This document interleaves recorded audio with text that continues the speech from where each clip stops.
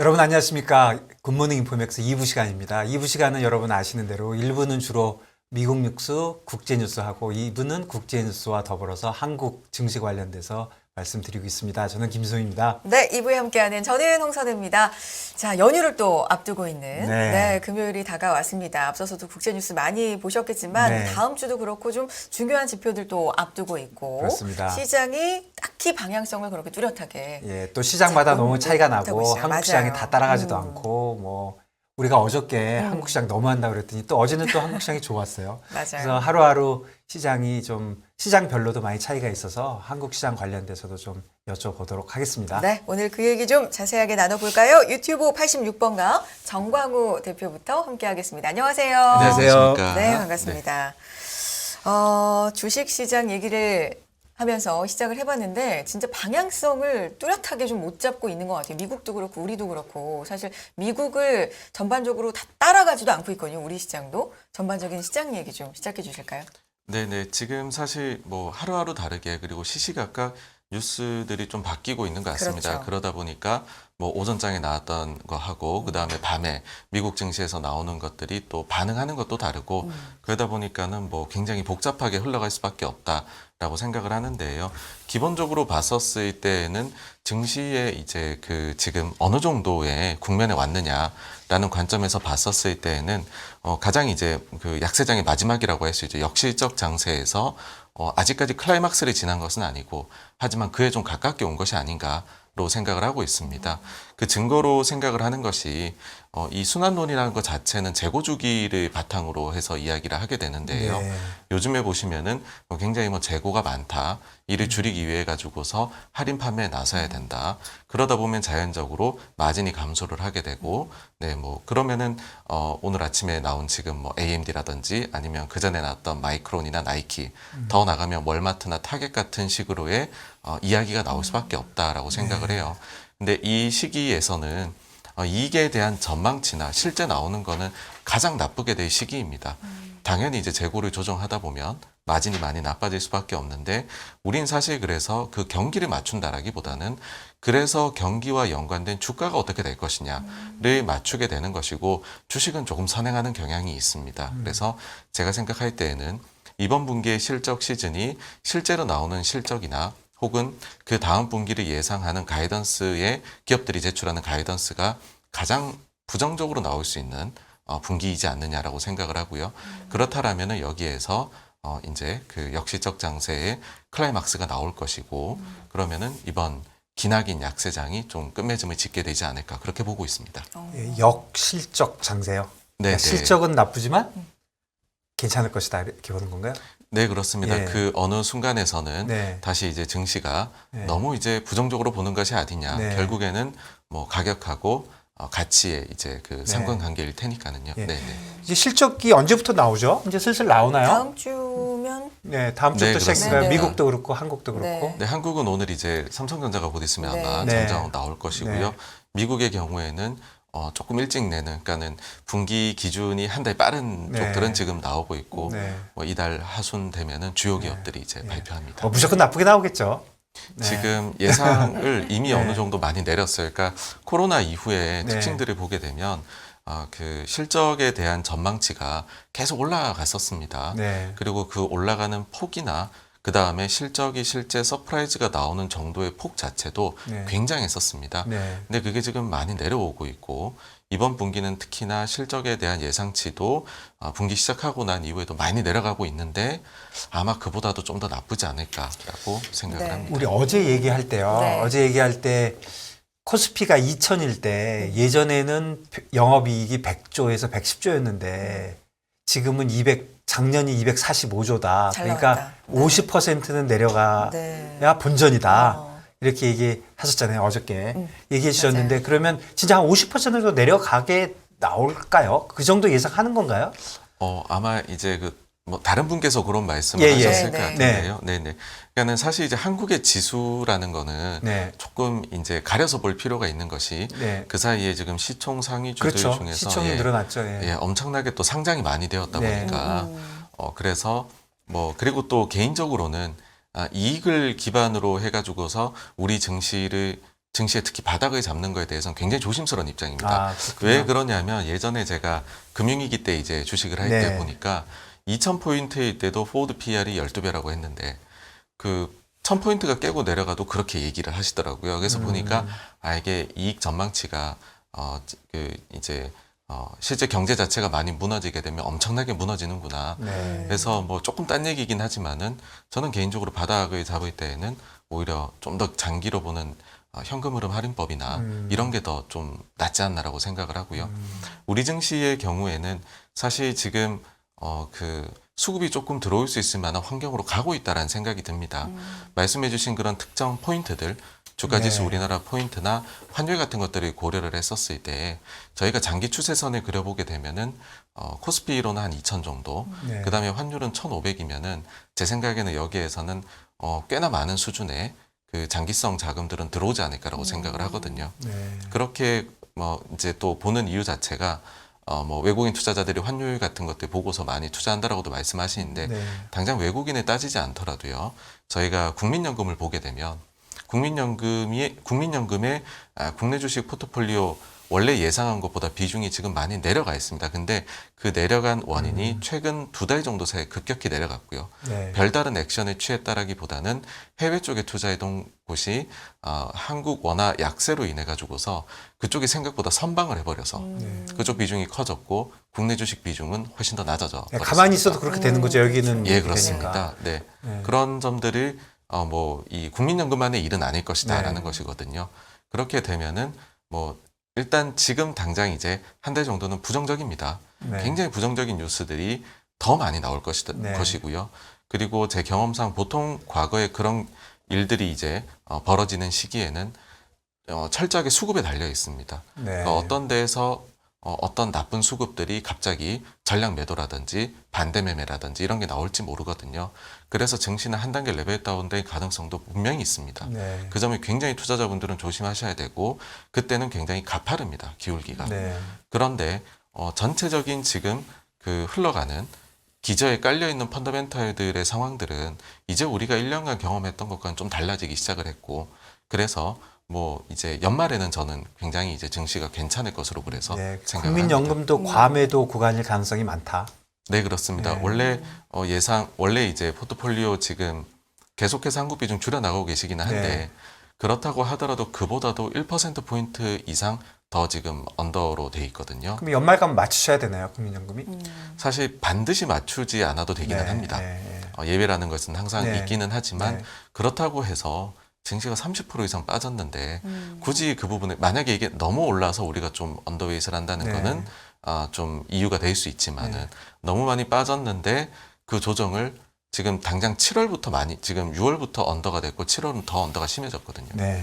근데 그거를 1년 6개월 이상 끌고 간다는 건 좀 어렵지 않을까 생각합니다. 그렇네요. 또 사람들도 네. 되게 싫어할 것 같은데.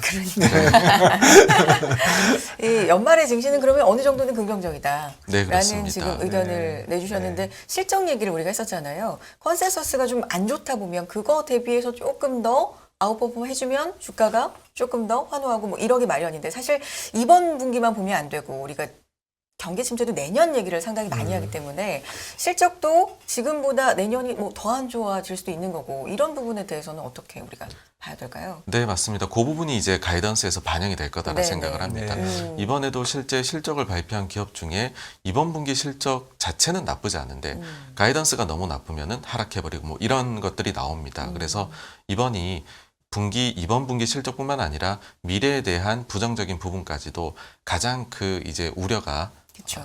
그 가장 높은 시기이다. 그래서 그런 점들을 주식은 좀 선행하는 경향이 있으니까 네. 선 반영을 하게 되지 않을까 생각합니다. 네.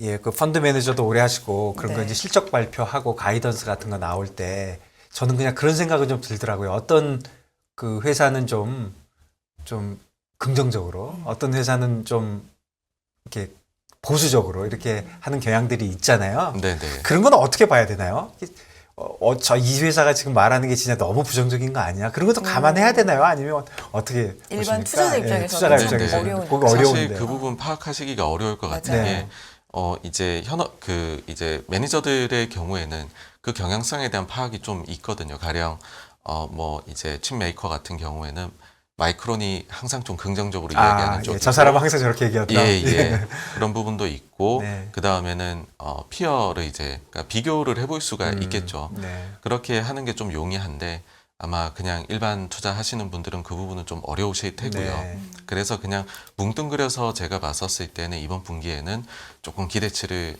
낮춰놓고 그리고 증시 자체가 안 좋기 때문에 사람들이 뭐 좋은 말 나쁜 말의 기업이 이제 믹스해서 이야기를 하면 그중에 네. 나쁜 쪽들을 굳이 더 찾아내가지고서 아마 반응을 하게 될 것이다라고 네. 보고 그 점은 좀 감안을 하셔야 된다고 생각을 합니다. 네네. 그렇군요. 10월 들어서 사실 뉴욕 증시가 잠깐이었지만 이틀이었지만 굉장히 크게 또 반등을 해주면서 전반적으로 좀 희망 회로를 많이 네. 잠시지만 돌렸던 것 같아요. 근데 또 주춤하지 않습니까? 어떻게 보고 계십니까? 이 방향성에 대해서는?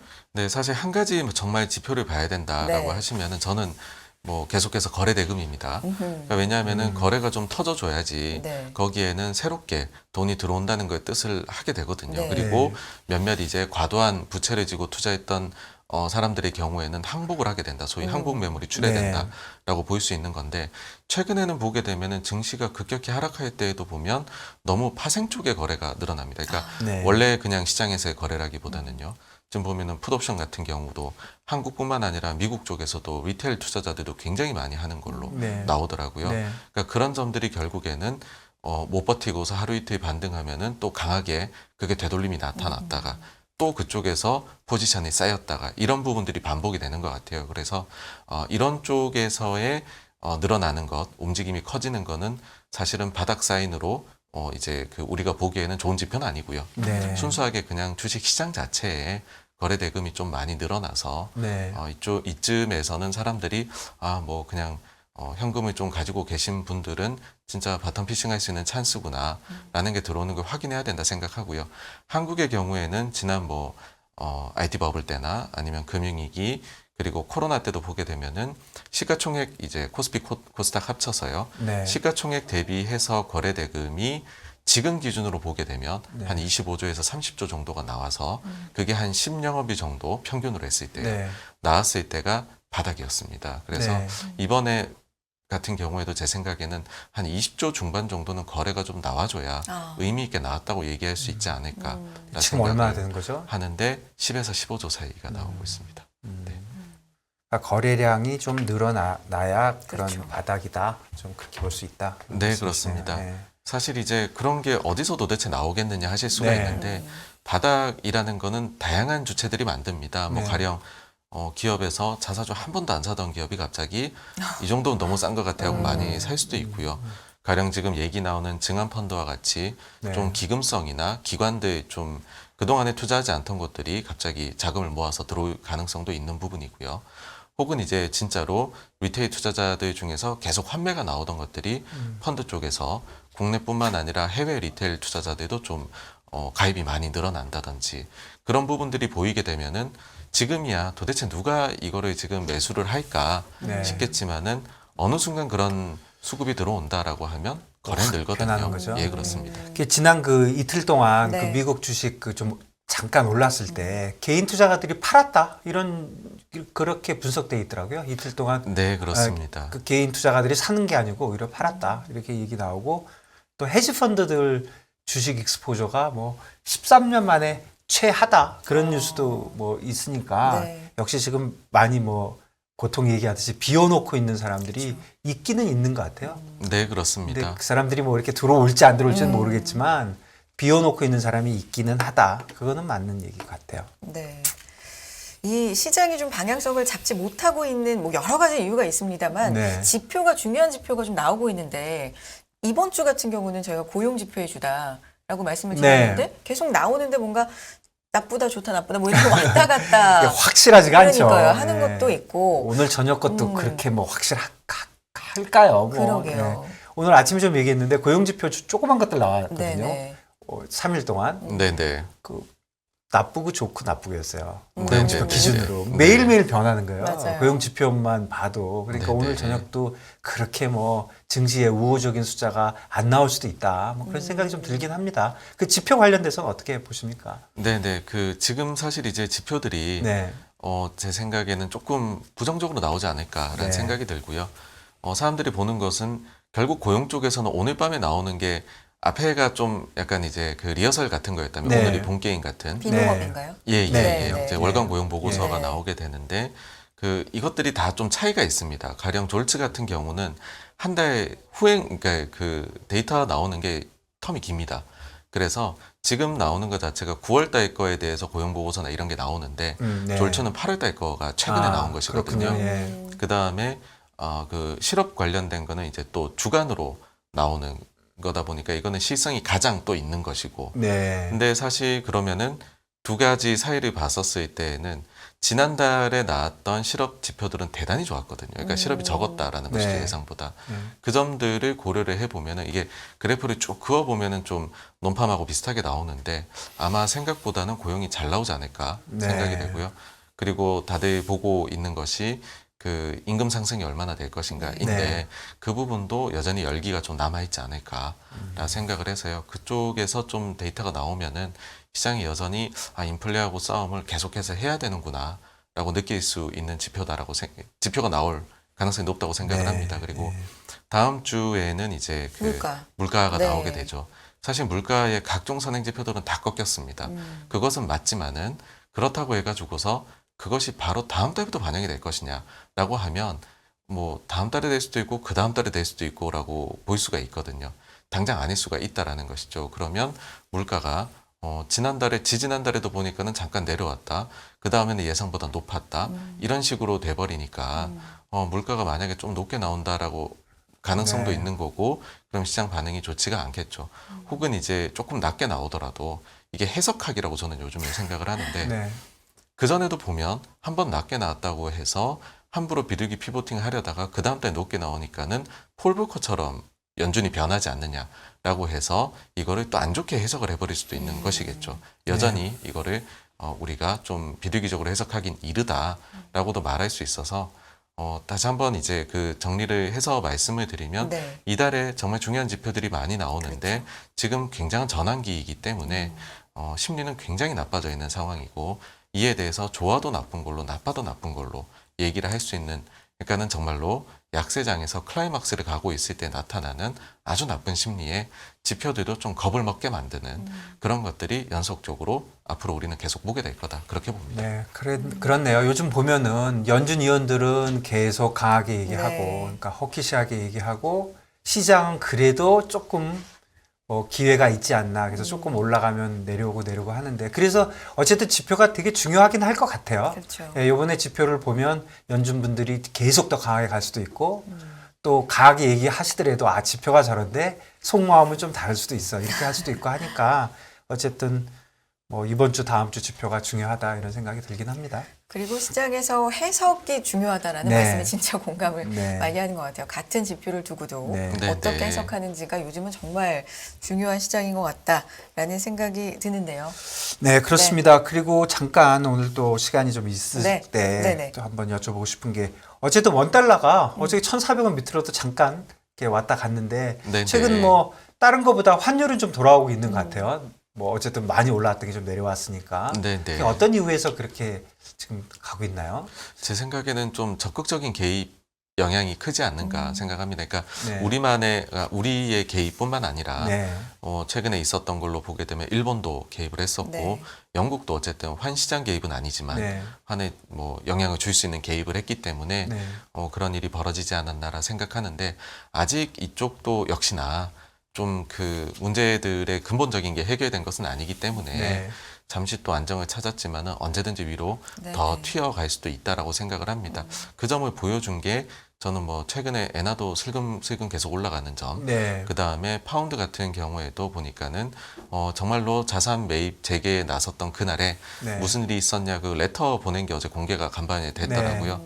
근데 보니까 생각보다 LDI 추종형 그 이제 전략을 쓰는 네. 펀드들의 네거티브 이제 에셋까지 이야기할 정도로 네. 상황이 안 좋았던 거 네. 얘기를 하는 걸로 봐서는 생각보다는 이쪽이 아직까지는 계속해서 또 뭐 부정적인 이야기들이 한 번씩은 예, 툭툭 그 튀어나오지 LDI 않을까. 그러니까 그 네네. 저 연기금 얘기는 처음에 그 나오자마자 어디서 그 레포트 나온 거 보고 이게 음모론이다 이렇게 했는데 네네. 그런 쪽으로 생각했는데 어제 그냥 네. BOE에서 그게 사실이라고 딱 얘기를 하니까 네, 아, 네, 굉장히 그 심각해서 한 것이지 뭐 선제적으로 한 게 아니다. 예, 그런, 맞습니다. 예, 그런 얘기가 좀 있었죠. 네. 자, 시장 얘기 좀 들어봤고요. 그렇다면 다음 주 시장은 우리가 어떻게 좀 대비를 오늘 이제 연휴 앞두고 마지막 시장인데 참 시장 예측하기는 힘들지만 네네. 어떤 전략도 제시해 주실 수 있을지 마무리 좀 해볼까요? 네네. 계속해서 지금에서는 이거는 뭐 수급적인 영향으로 인해 네. 가지고서 저는 뭐 한 번 더 이게 하락이 나올 가능성도 충분히 있다라고 생각을 네. 합니다. 다만 이제 그런 일이 만약에 나오게 된다라고 하면 아마도 굉장히 부정적인 장기 불황에 들어갈 것이다라는 이야기까지도 상당히 많이 나오게 될 텐데 그 시점에서는 오히려 이제는 정말로 길고 긴 터널이 끝나가는 거니까는 긍정적인 시각을 네. 가지는 것이 좋지 않을까 그렇게 생각합니다. 알겠습니다. 우리가 마음의 평화를 네. 좀 가져야 되겠네요. 알겠습니다. 여기까지 듣고요. 유튜브 86번가 정광우 대표님과 인사 나누죠. 고맙습니다. 감사합니다. 감사합니다.